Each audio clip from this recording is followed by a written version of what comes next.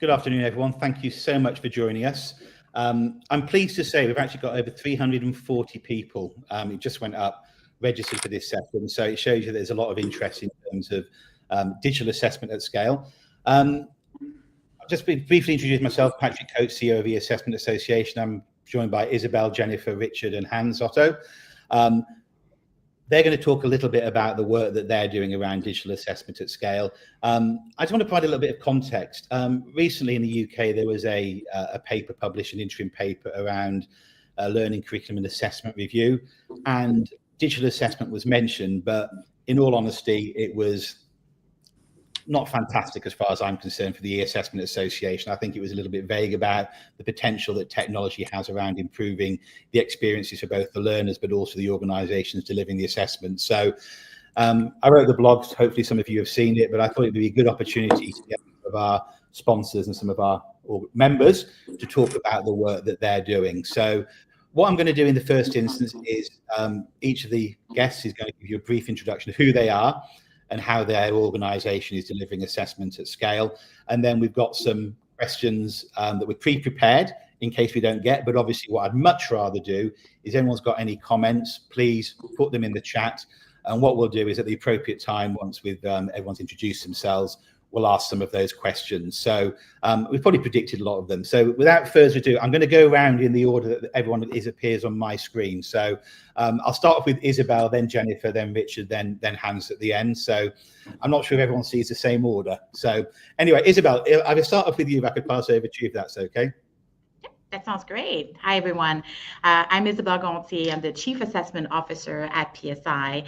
PSI is a global organization that provides services in developing and delivering assessments for hundreds of different organizations that are administering exams around the world. We're also part now of the ETS family, so there's also that additional context that we can provide as part of this conversation. Over the course of my career as well, I've been engaged and involved with different organizations, being part of credentialing organizations, but also supporting organizations in helping them transition from paper-based tests to digital tests. So, and the context I want to add here, and I want to provide like a high level, couple examples high level, but from a PSI standpoint, we've actually helped hundreds of organizations move from paper-based to computer-based assessment. And then at some point in time also evolve into the online invigilation dual modality as well.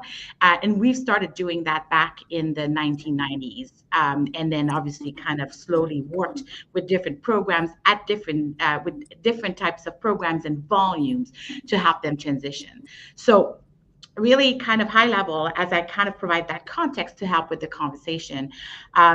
One example that I wanted to highlight is, we work with different programs, like I said, like healthcare, finance industry, high school equivalency, admission testing, broad range of different programs that will have different types of objectives and applications. But in the end, the process and approach in the transition is very, very similar. So one of the programs that we worked with, one of the clear objective was to revamp the assessment process and approach, modernize the tools, and really kind of explore the modalities to provide broader access and assist with growth. So main objectives, kind of critical when you think about it. Accessibility is important, providing perspective from that sense. So the approach here was critical in terms of like bringing people along. So first and foremost, feasibility study. What are we trying to achieve? What needs to be done? How is it going to be done? But really, really important aspect is thinking about the assessment design. Because the way you have an assessment on paper, it's not necessarily as simple as taking the paper version and just putting it on a computer. Kind of need to take the opportunity to think about that design. In this specific example and situation, it was a long assessment over 2 days, and then in transitioning to computer-based, logistically was a little bit challenging to think about a 2-day assessment in test centers as opposed to a paper-based assessment. So redesigned, reformulated, looked at the design to shorten the assessment, still meeting the same objective, still looking at reliability. Obviously, consultation, engaging with the key stakeholders, the education providers, having a working group with participants from exam development, technology, communications, customer services group, critical in the process. Pilot testing, I think that you'll probably hear that a lot through the conversations, is critical. So making sure that, in this specific example, there were multiple pilot tests. And those pilot tests are critical for, yes, the exam content, yes, to kind of look at the process flow, what needs to be communicated, the technology, the logistic, and all of those components are critical. And that's an element that made the transition very successful, is that learning from the outcomes of the pilot test, applying those learnings in launching the program from a computer-based testing standpoint. And then finally, communication, communicate, having the proper tools in place to ensure that you're engaging your stakeholders, the students, the educators, everyone, so they have visibility on what's happening, making tutorials available so the people can see what it looks like, they can practice, they can get more familiar. All of those elements are super critical. And I know we'll get into a lot of the questions, but I think that what will be interesting to further discuss is kind of like the whole concept of perception around like that transition is change management. And from a change management standpoint, there's many elements, and it's trying to address the concerns, the objections from the get-go, and then really built on the concept of rigor, security as well. Like there's many aspects around test security that can be implemented and leveraged to really break that myth that computer-based testing could be less secure.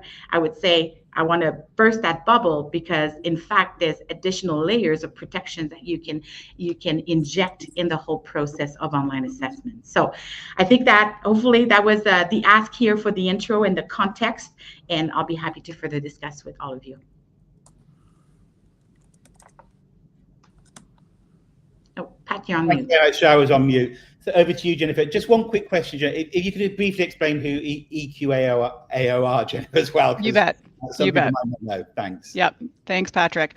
Happy to be here with everyone. My name's Jennifer Hove. I'm the Director of Data and Reporting at EQAO, or the Education Quality and Accountability Office. We are the large-scale assessment agency in Ontario, Canada, and we're an arm's length agency of the Government of Ontario. We administer tests to around 600,000 students per year. And I'm going to tell you a little bit about our digitalization journey. And actually, many of my points will echo some of what Isabel has also raised. So we started digitalization in 2020, and our first digital assessment was the math proficiency test. That's a credentialing assessment, and it was a new assessment for EQAO. It's a requirement for teacher candidates if they want to become certified teachers in Ontario. It measures their math content and math pedagogy knowledge. And that assessment was born digital. It came to us with a 10-day reporting requirement to release results back to test takers. And it also had the requirement of being administered multiple times throughout the year, throughout the province. And at the time in 2020, it just made sense to have it be introduced as digital from the get-go. Around the same time, we started to transition our traditional paper-based assessments. So we administer literacy and math assessments in the elementary and secondary school system in Ontario in grades 3, 6, 9, and 10.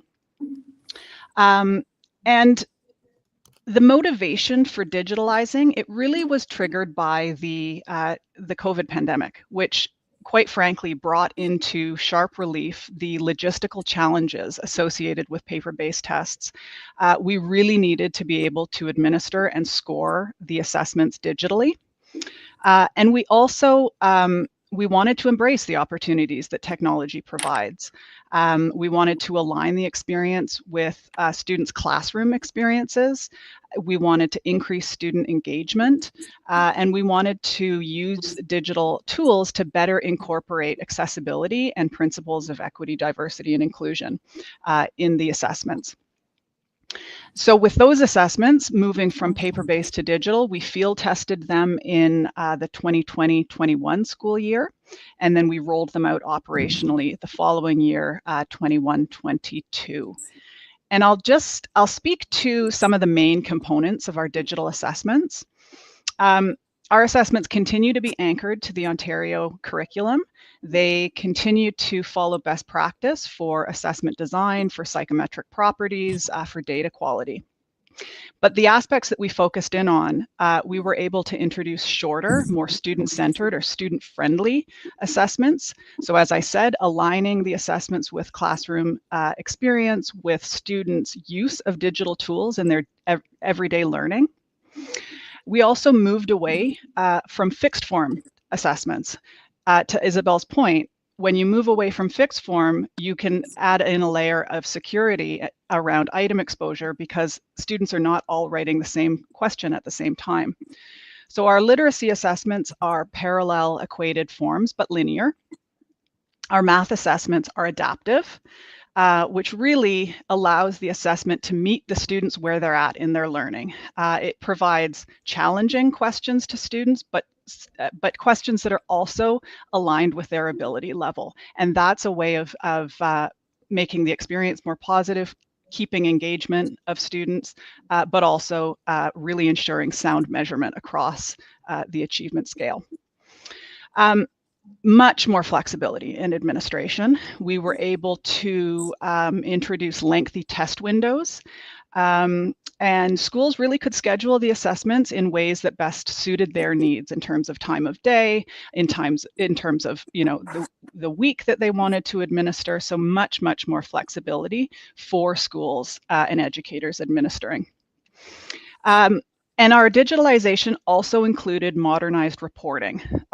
So either real-time or rapid reporting, a whole suite of interactive dashboards that really allow educators to leverage the data from the e-assessment much more fully and comprehensively.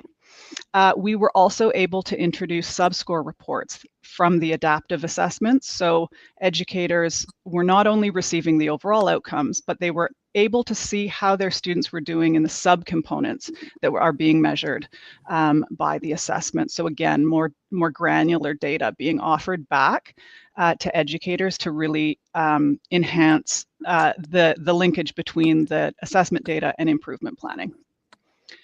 I'll tell you a little bit about the student benefits that we were zeroing in on with our digitalization. Test preparation absolutely was one of them.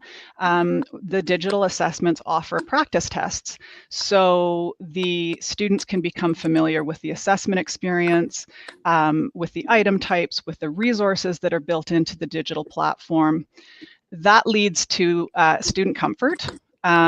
We also introduced minds-on activities and breathing activities so that students could come to the assessment calm and focused. And we are hearing from students that they feel greater comfort in writing the digital assessments than what we heard prior with our paper-based tests. That timely feedback to students and to educators is certainly a large benefit that we have seen. So students understand their scores and their next steps in their learning in a very timely fashion. And the accessibility. So the digital tools that are built in, the accommodations that are offered through the digital system, and an integration with other assistive software being available as well, really removes barriers for students and allows them to demonstrate their learning and show what they really know in the best way for them. I think I've covered many of the benefits there, so I'll shift a little bit. I'll echo what Isabel mentioned as well, as far as the importance of collaboration in our journey and our successful implementation. Extensive consultation, absolutely. on the site from the psychometric lens, we have a student advisory committee, so very much bringing that student perspective into how we developed and implemented equity, diversity, and inclusion committees as well, and continuing to collaborate with IT specialists, cybersecurity experts, advocacy groups, system leaders, really very wide consultation and collaboration necessary to buttress and support the digitalization. And of course, the internal collaboration was so huge too. I think anyone who works in large scale assessment, we live and breathe the collaboration between psychometrics and assessment groups and the score reporting individuals, but really it's broader than that with our communications people, our IT groups. We have a whole outreach team that also works directly with schools and educators. So that collaboration internally was very important in allowing us to successfully transition from paper-based to our digital assessments. And I'll maybe stop there and hand it back to you, Patrick. We'll have to do a whole session just on that, to be quite frank. There were certain things that you mentioned. I mean, even just simple things like not everyone has to take the same exam at the same time. I mean, it sounds like a throwaway comment, but I think if you don't do that, you're going to fail, to be quite frank. So I think that's wonderful. And as a hay fever sufferer, the fact that you can actually take exams on different days. That's right. That might be a good idea. Anyway, sorry, I will stop. I promised I wouldn't talk too much. So Richard, over to you now. Obviously, you've got a slightly different program, but if you could explain a bit about that, please. Okay, so I'm Richard Spivey. I work at the British Council in London in the UK. British Council is an organisation you may have heard of. It's designed to support peace and prosperity in the world by building connections between the UK and the rest of the world. And it deals with arts and culture, education, and specifically language education and assessment. So we are, as well as being a cultural organisation, and as part of being a cultural organisation, we are in the exams business, and we're very keen on our e-assessment options. We have a wide range of tests which we use. So probably the biggest English language proficiency test in the world, the IELTS test, which is the International English Language Testing System. Now that's been through quite a journey. That was a very old school kind of paper-based test, and that's gone through various transitions into being more of through various stages of digitization. So that's a story in itself, but we won't look at that today. We have other tests such as the APTIS suite of tests, which was a digital first test, English Score, which is a kind of mobile delivered test, and the one which I'm probably going to be focusing more on today, which is the primary English test, which was also designed, went straight to digital. So this is, as the name suggests, it's for primary school students who are making a transition kind of at the end of primary through into secondary school. And it's a fully computer-based test aimed at K-12 schools, but also private language centres, those kinds of places. And is fairly, shall we say, curriculum agnostic. So it could be used anywhere, and it's designed to be used anywhere around the world. So I guess what makes this different from many other tests is that it's an hour-long test. It's storyline or scenario-based. So it's a gamified test. So the test taker is taken on a journey through a set of different kind of scenes or situations, which are all linked together on a theme. They're tested on 4 skills, communication skills, so it's kind of listening, reading, speaking, writing, but those are kind of like blended together. And it's an adaptive test, but the students are taken kind of progressively deeper through more complex skills as they go. So it's quite an interesting test in its design and quite innovative, so we think. quite resource heavy as well, which is one thing maybe we can come on to later. So where did this come from? This is quite interesting because it came from a kind of a big survey of stakeholder needs. So we went around the world and we looked at what people wanted. We looked at the opinions surveyed, parents, teachers, schools, as well as academics, to try and find out, what people were looking for in a young learner's test of this type. And we found out that they didn't want a kind of traditional pen and paper test, that they were looking for something which takes them outside those kind of more rigid exam structures, and into something which has more, instant results, is more engaging, and some of the other, advantages of digital testing. And from that, we realized that there was only one way to deliver this, and that was through a digital test, a pen and paper test, which just was not going to cut this. So there was a very conscious decision to move away from any kind of pen and paper testing. And this helped us with our emphasis more on productive skills. So in communication, people want to hear you speak, people want to see your writing. So this is a very good way of getting more emphasis on those productive skills, which is something that we believe is very important in language learning. So it was although it was digital from the beginning, we still like to think that it's learner-centered rather than just being a tech first, like here's some tech, what can you do for us? That's not where we started from. We said these are the kinds of things we want to do, and how can tech help us to get there? So this is why we brought in a kind of AI-driven model.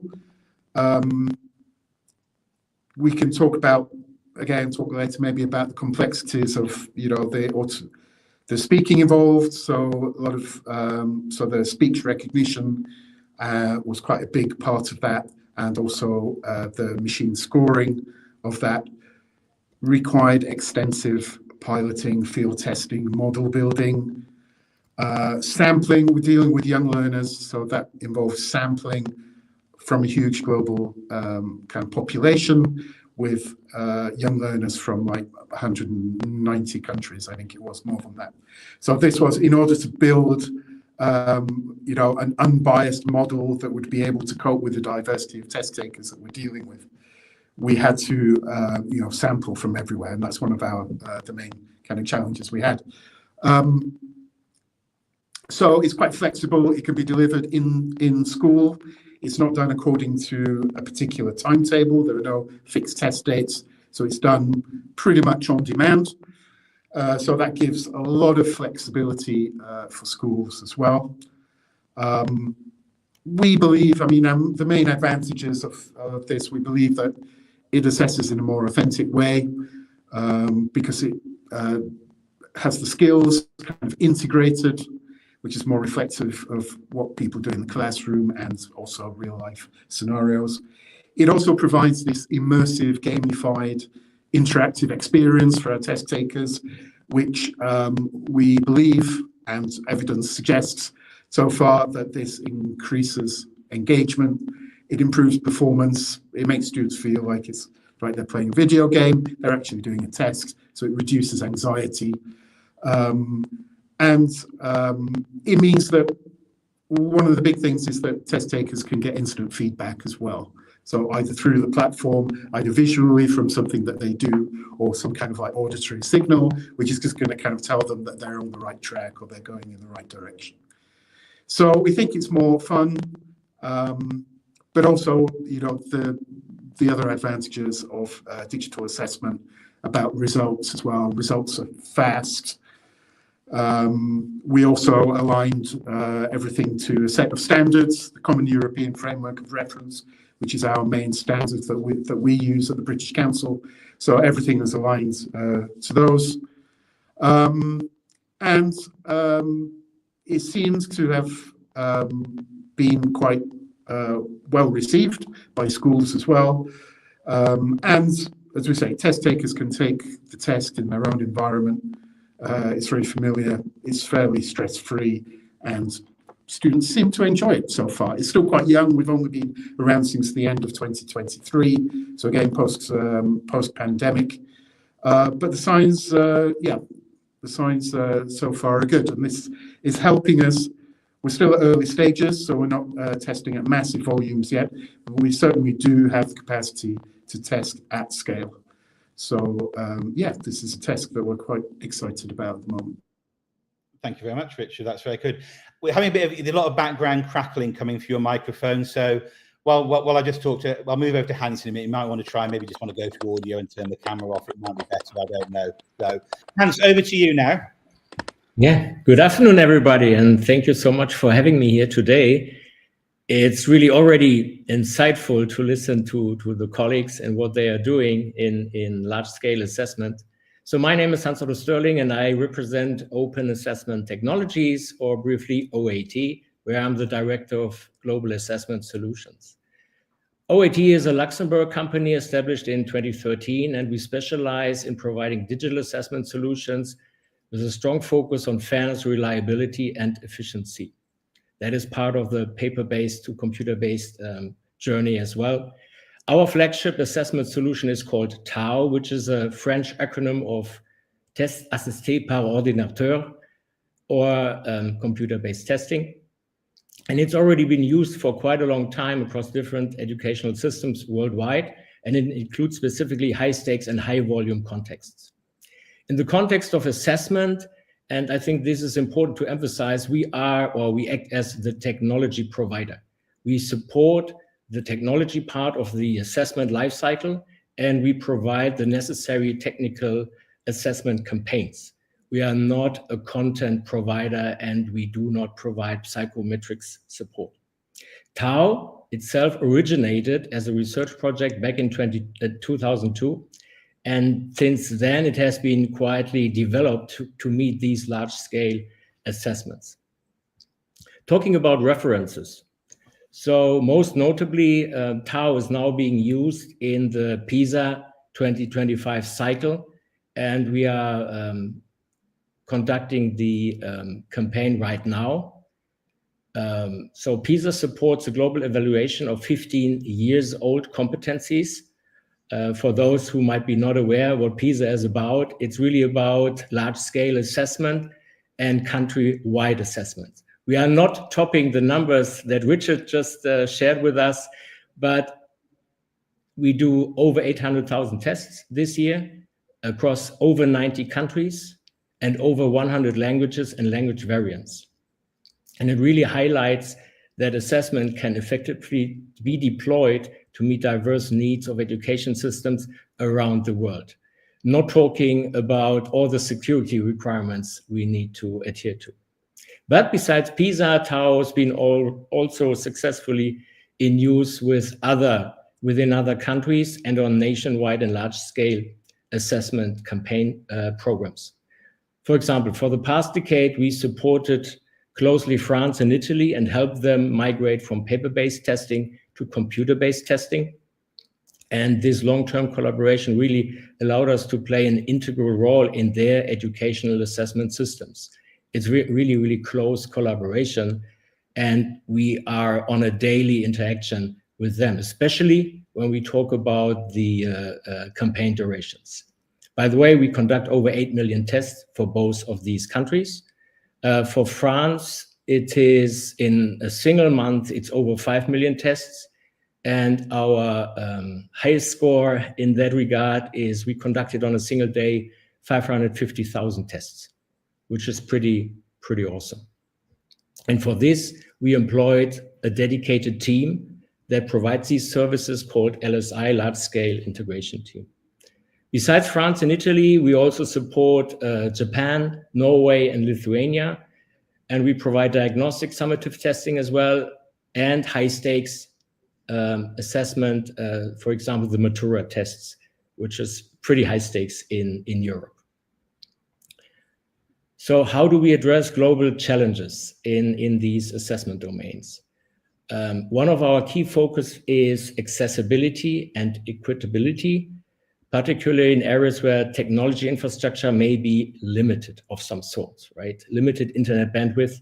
And specifically for PISA, we developed an offline solution which did not exist before PISA. So we specifically allow now during the PISA assessment to conduct the tests online and offline and in a hybrid mode. And this was quite challenging for us to come up with a dedicated solution, but we found it. And considering the timely constraints we had in doing this, I think we came up with a proper solution to cover all the needs for the countries.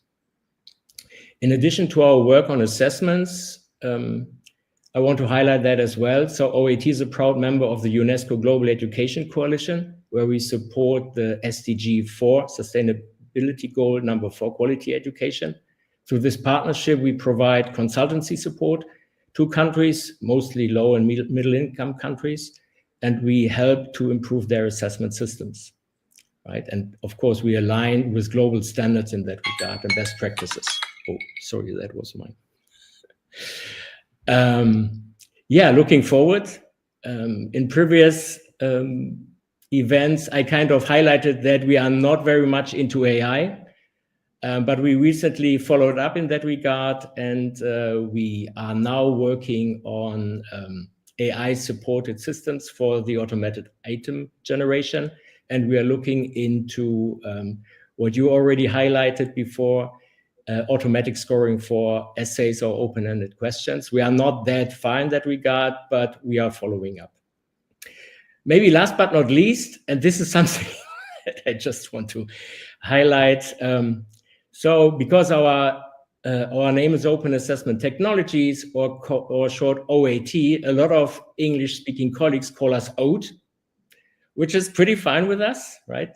Because we believe that like the healthy breakfast meal, we serve robust and reliable assessments that are healthy as well. So you can call us OAT if you want.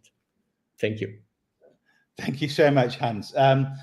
I must admit, I knew there was a lot of countries that you're working in, but I hadn't realized you were doing 550,000 exams in one day in France. I mean, if anyone's got to question the delivery at scale, I think we'll just point them in your direction.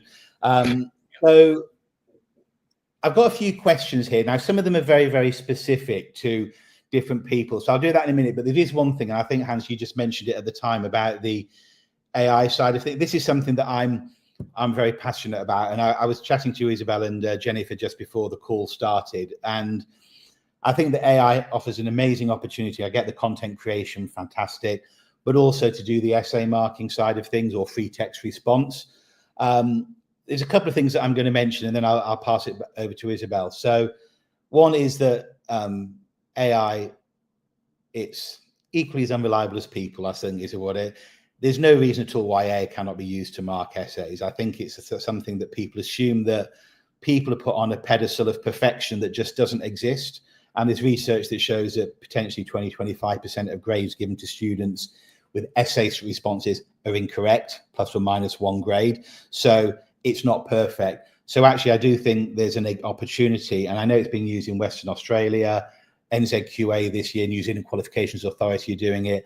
I know that it's been used in the US. I used to work with ACT, and they were using it for marking essays, etc. So I think I'm going to actually open up about the AI, because I think that's something that has the opportunity to significantly move the needle, whether that's captured students typing the essay is one thing, but I also know there's a lot of work that's going on now around digitization of handwritten essays. So even if you were still expecting students to handwrite it, those can be digitized and then AI graded. So Isabel, sorry, that was very long for me, but I'm going to pass over to you about the AI marking, and then if it's okay, I might pass back over to you, Jennifer. Yeah, absolutely. And I think it's interesting because from an AI marking, Pat, you're making excellent points in terms of the accuracy from an AI engine standpoint. So from a PSI standpoint, we have been doing some pilot testing with our high school equivalency test to really look at it in terms of the consistency of the marks between the AI and the human. And of course, being part of the ETS family, my ETS colleagues have been working with AI scoring for a number of years already. And then for instance, with TOEFL, the language test, they've been leveraging both AI scoring and human scoring for verification. So the whole concept of leveraging AI to build the efficiencies, the accuracy, the reporting, like in terms of the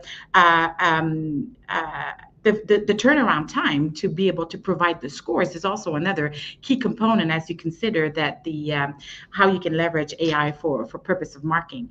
And I think that one element is that as much as possible, you want to be able to kind of leverage the volume through AI with that layer of human in the loop to confirm, especially with some of the assessments that from a broader scale that we've been doing. There's different models that have been used. Some models where 100% AI marking where it's outside the boundaries, and when it's kind of like to a certain level around the cut, then you do the additional level of verification to confirm the final result. So there's different ways of looking, considering, and implementing it. But I think what's most important, like two major points, are accuracy, consistency, and also being able to generate results more efficiently to the test taker. And I'll pass it on to Jenny for her perspective. Sure, thank you. We're currently not implementing AI scoring. We have introduced a lot of automation, of course, through the digital assessments, but not AI specifically. We are on our journey as far as building out our strategy and roadmap, and certainly the scoring component is one piece that we're looking closely at for exactly the reasons both Patrick and Isabel you've highlighted in terms of accuracy, consistency, and efficiency. So really looking at it at this point in terms of how to start to pilot, how to gather the metrics and statistics that we'll need to verify the accuracy and consistency around the AI scoring. But also thinking about introducing for verification around particular cut scores, sort of student scores right below, right above. So absolutely thinking in the same kinds of terms. The other piece I would highlight is we are balancing our perspective with the optics around the benefits of human scorers and having educators very much a part of the assessment program in Ontario.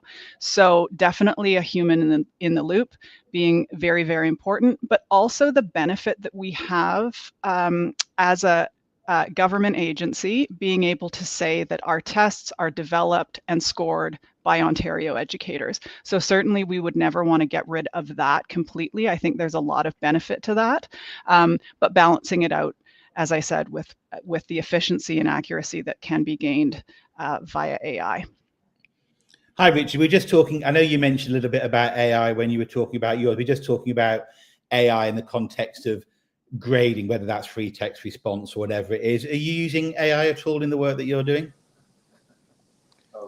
Yes, we're definitely using AI in terms of our scoring. So we do have auto scoring of speaking and writing. I guess the thing to just really emphasize here is the training and the training model which is used. So I think, as I mentioned earlier on, we did get the ASR that we've used specifically was trained on young learners. So it wasn't trained on adults because that's not who we're dealing with here. So that's important that we actually train it on the right population.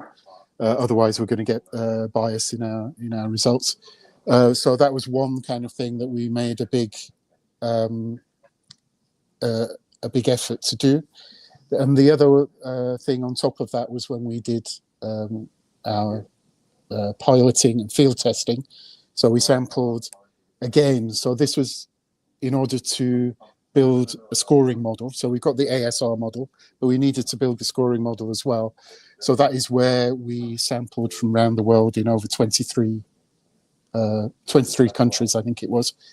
And we had over 50,000 different score points, so 50,000 or more different kind of samples of speaking and writing to work with from all of these young learners who'd used our test. And then we built the model from that. We had expert human markers who came in and trained those. We had to train, they had to qualify in order to be markers. And then we built the model on that. And as we go along now, we are still refining the model as we gather more data. So this is, the scoring model is being refined in real time if you like. So the more data that we get from actual test takers from different locations around the world, the more information is actually feeding our model and making it better. But there are still occasions when we might need human markers. So that is something that we keep. So if things are flagged by the system, then we bring in human markers just to review those. Brilliant. I'll move off AI now because I'm conscious that there's quite a few questions, and this applies to probably most people. I'm going to start off with you, Hans, because it's talking about student preparation. Again, I think, Jennifer, you alluded to it before.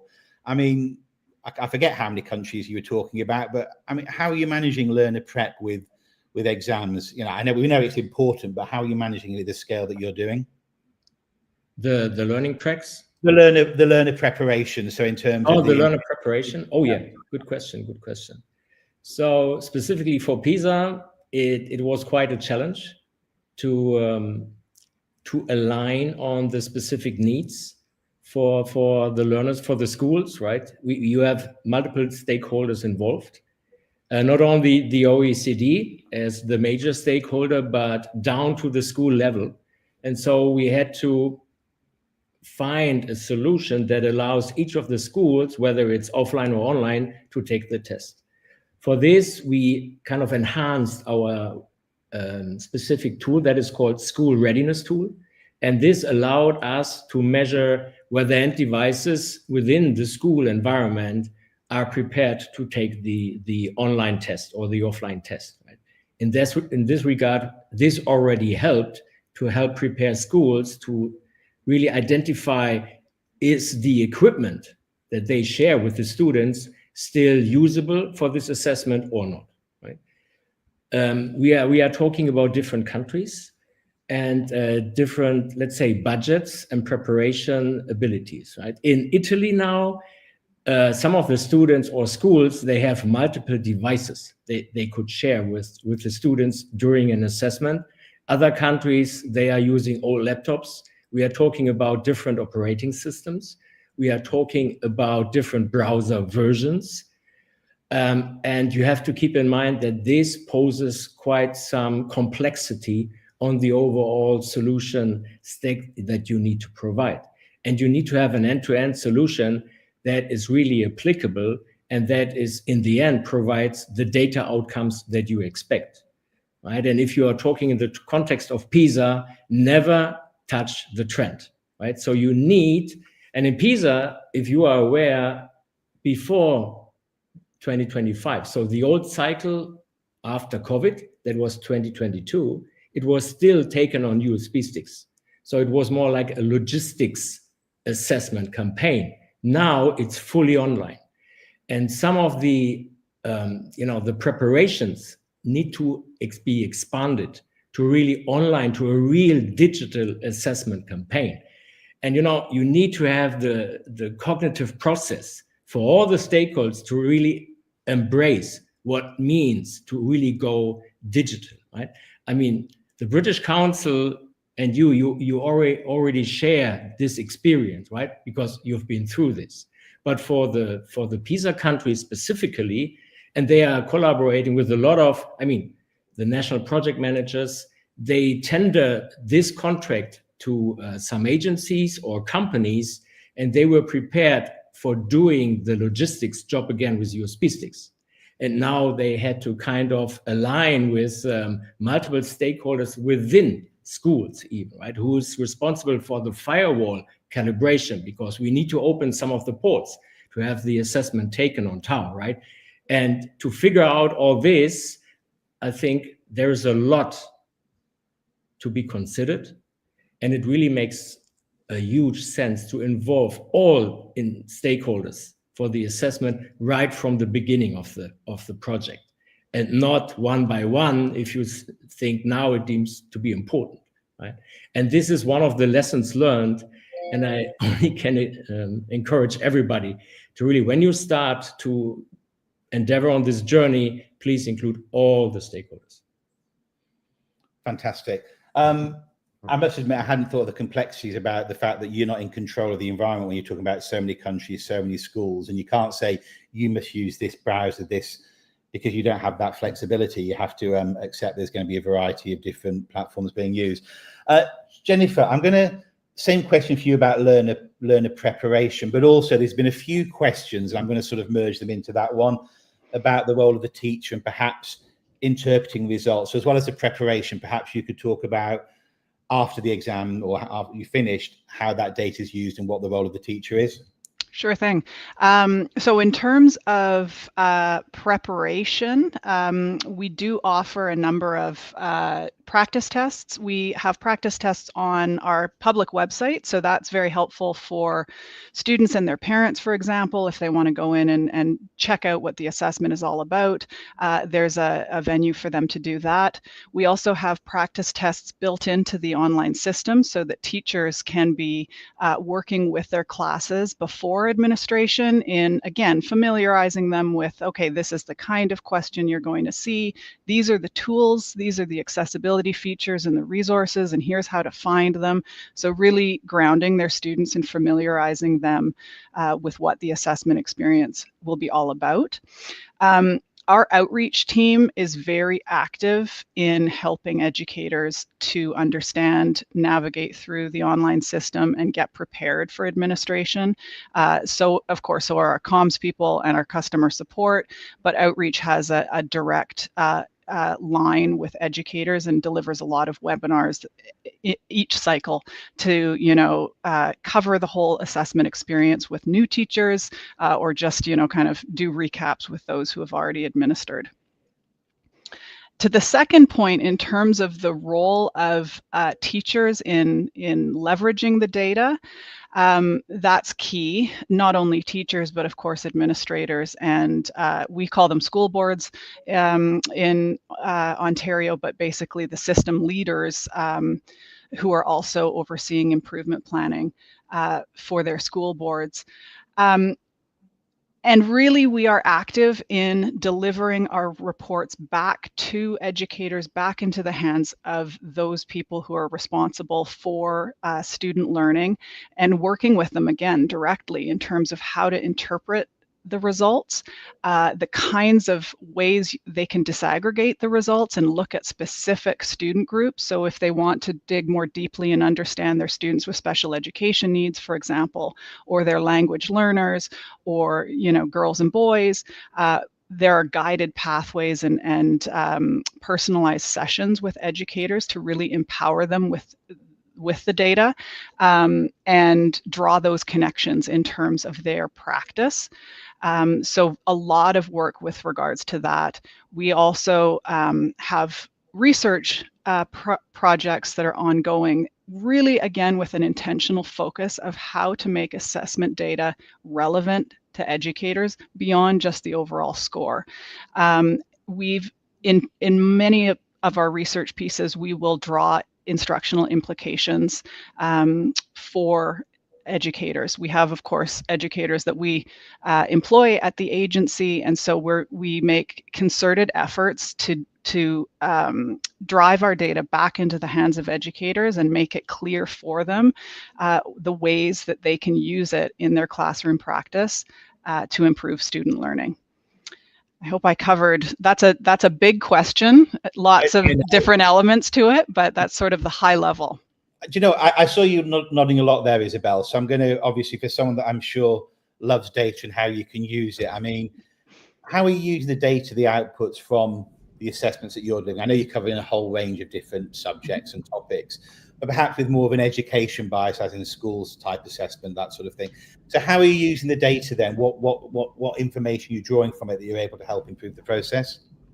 Yeah, absolutely. There's the kind of different ways of leveraging that data. So there's obviously, I'm going to show a little bit of my bias here as a psychometrician, but from a psychometric standpoint, lots of valuable information around the performance of the assessment, and being able to kind of leverage that information on performance to further enhance the test development process, the feedback to the subject matter experts, the content developers to create better and better assessments and have this kind of full feedback loop. In terms of from a stakeholder standpoint, there's multiple components and elements. So we work with a number of organizations that are generating the data, the information in terms of the performance on the assessments, broken down by domain levels, being able to kind of help and assist in providing that information to their education, the education systems, the various stakeholders that are engaged in the entirety of the process to help better determine gaps, areas that needs to be further focused on, or even kind of, as if you think about it from let's say a high school equivalency standpoint, those areas of gaps and issues that are being highlighted and need more attention and more focus, or if you think of it from a credentialing standpoint, areas where professions evolved and the world evolves, and how do you actually factor that into then the cycle of reviewing of what needs to be assessed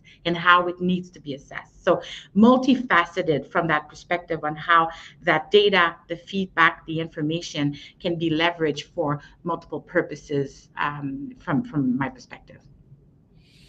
I'm going to put that one to you, Richard, because obviously, I mean, this is your exam that you're talking about here, and I know you do the IELTS, etc., but you're on mute, by the way. So the exam that you're talking about in terms of the example that you gave before was a digital first exam. It was developed specifically in that digital format. So how are you using the data then in terms of the feedback to either the students, the teachers, how it's helping you design the test moving forward? Can you talk a little bit about that, please? Yeah, so I think as I mentioned, if you heard me earlier on, I was saying how the information from the test kind of feeds back into the training of the models and the refinement of the models. So that is something which is kind of very important from our standpoint. And with all of our tests, we do look at results, we do look at behaviors and response patterns in order to work out what is going on with the test taker in order to validate the content of the test. So that's just from a kind of test provider's point of view, that comes as standard for us. In terms of other stakeholders, well, we do try to provide reporting for schools. So there is a dashboard that schools can use so that teachers can just tap into, find their class and find out how people are performing and find out how different people are performing in the class. So you could do, comparisons of kind of girls and boys who take the test and see, how well they're doing. So, I mean, one big part of what we do is to try and give relevant information to our to teachers and to schools, especially. I mentioned how we're aligned to the CEFR, Common European Framework of Reference. So part of our reporting is to report against those standards as well, and to show people, well, if you're at this level, then this is what this level means. This is where you should be going next. So we hope that also, as well as informing, students and telling students and their parents about, where they are on their learning journey, that's also informing teachers to make pedagogical decisions about what to do next, whether this person should be exiting a course and moving on, whether they need extra practice, and what kind of things they should be directed to. Fantastic. I'm conscious we've only got sort of 5 minutes left. So I had there's lots of questions here from people, and I don't want to just go to individual people. I think it'd be quite difficult. So what we'll do is after the session, we'll share it with the speakers, and then we'll give them an opportunity to reply back to specific questions. So I hope that's okay. What I'm going to do is, we had some pre-prepared questions. I think this covers some of those off, the ones that were asked as well.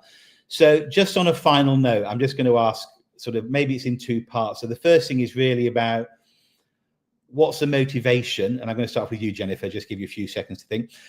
What's the motivation to digital? Was it, we've got to be digital, it's the only thing that makes sense? Or were there other specific reasons? Was it the data, the reporting, or was it actually a whole range of things? So I'm going to start off with you, Jennifer.